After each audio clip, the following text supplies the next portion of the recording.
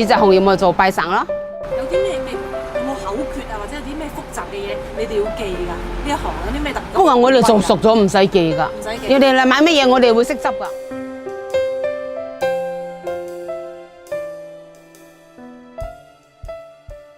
以前咧就係喺呢度筲箕灣呢度巴士站，以前係條坑渠嚟㗎嘛，又木屋嚟㗎嘛，喺門口嗰度搓香嘅，自己搓香嘅，搓到自己擔落街賣嘅。以前我哋以前係做批發嘅，成日攞貨俾佢嘅，就好熟悉嘅。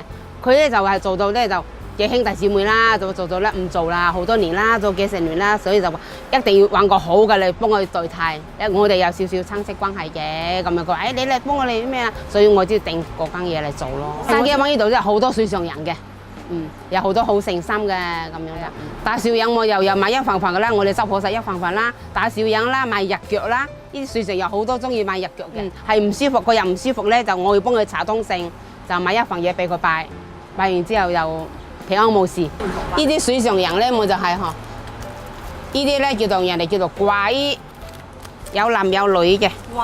掛衣叫做掛衣，拜祖先嘅。呢啲男嘅啦，呢啲女嘅啦，呢啲女噶嘛，有男女嘅咁樣有男女嘅分嘅，男女分嘅。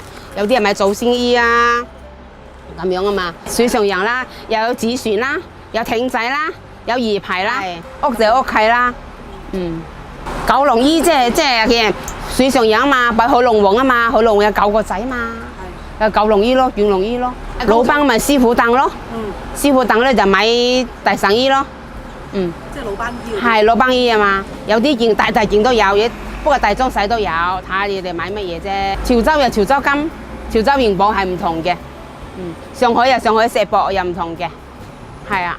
福建就拜壽金嘅又唔同，而家啲嘢做嘢咧都好新潮又好似嘅，似到啲外國人咧落雨咧着啲拖鞋咧都話入嚟買波鞋，掹啲波鞋嚟着，我都話唔係啊，唔係 no，佢都話要掹嚟着。後生嗰啲以為名牌手袋呢度有喎，咁樣嚟買，我覺得唔係㗎。做嘅增長度都好真喎。係啊，公眾街嗰陣時咧就可以燒得多啦，而家政府咧就話要環保啊，又燒少啲啦。以前成個街市都喺榮利嗰度買嘅。而家都少好多啦，街市都唔俾人燒。